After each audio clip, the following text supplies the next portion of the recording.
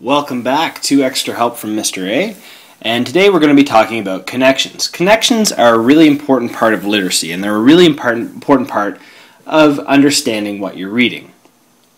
Basically, what connections allow you to do is to use your own experiences to help you to understand what you're reading. Things always make much more sense when you're able to understand them in ways that connect to your own experience, the things that you know to be true.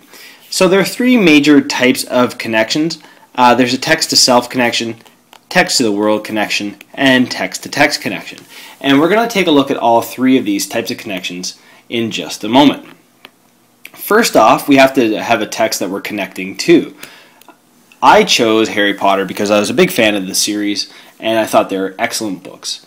So when you're going to make a connection, one thing that you need to think about is what part of that text are you going to look at? What part of that text are you going to examine? Now, the part of Harry Potter that I'm thinking of happens to be where Harry and his friend Ron get into a big argument and Ron storms off. So my first step is I'm going to start brainstorming some things that I know about Harry, what kind of person he is. I know that he's creative, he's brave, he's curious, resourceful, intelligent, loyal, and persistent.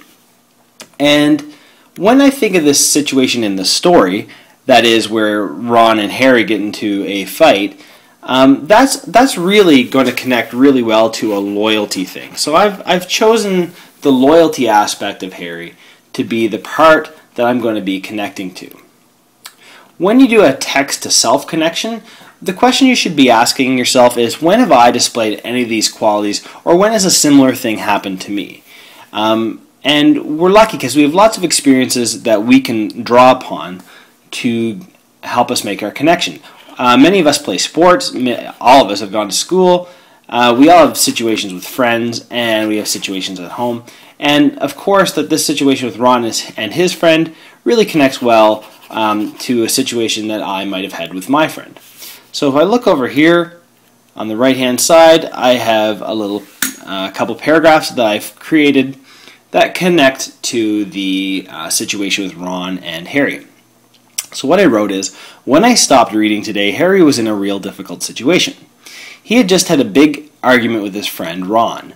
I think Harry will do his best to work things out with Ron because Harry displays loyalty to his friends. I was in a similar situation once with my friend. Although we were mad at one another, we figured that an argument wasn't worth ruining a long friendship.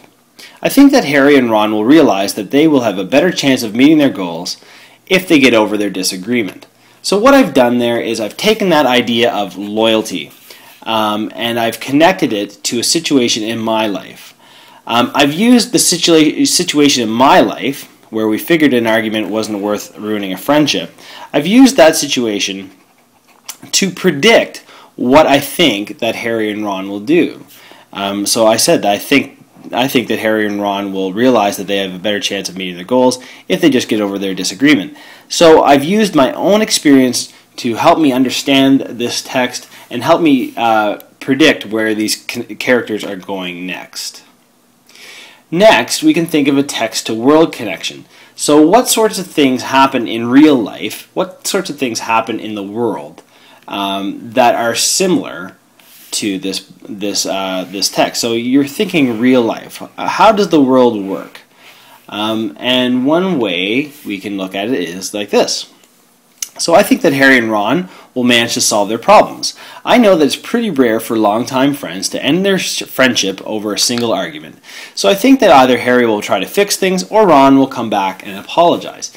These are things that normally happen in the world. If people get into an argument, somebody tries to fix things up or somebody tries to come back and apologize if they're long-term friends. Now, if they didn't know each other, my prediction might be different. I might say, well, these two people don't really know each other.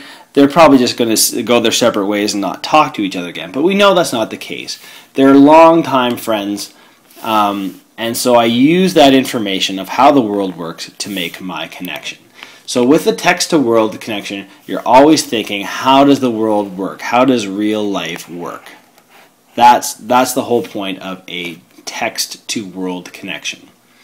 Last but not least, we have text-to-text connections. Texts don't necessarily have to be books. They can be, and it's great if they are, but there's lots of different texts that you encounter in your day-to-day life. Online posts are one way many people get textual information. Blogs, advertisements, magazines, posters, pictures, shows on TV, movies, articles, stories. These are all different types of text, and there's many, many more. These are just a quick bunch of them that I decided to put together for this video.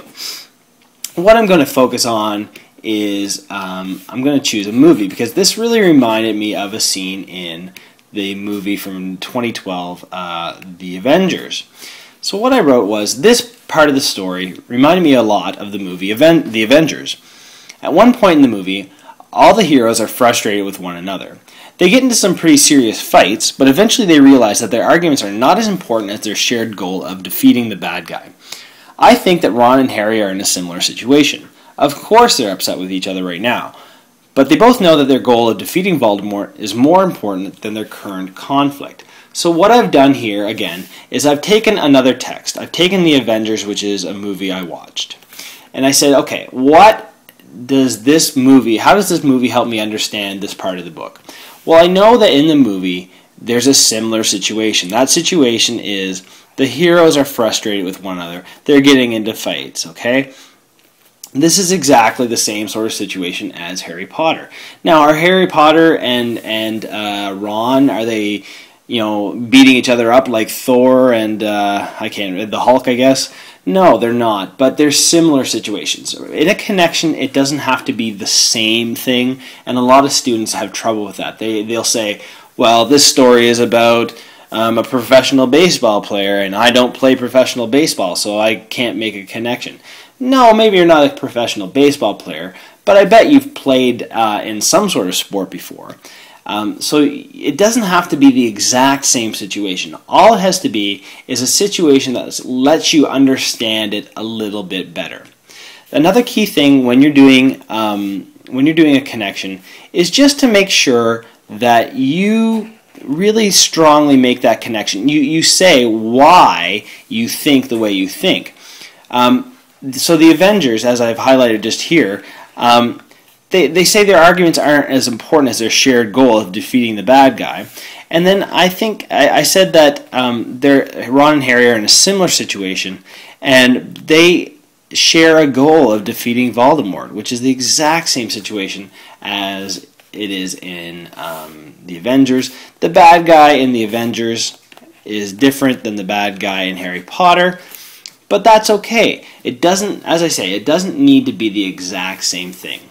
I hope that this has been illuminating and entertaining and wonderful for you. I hope you got a little bit out of it, and you're going to be expert connection makers.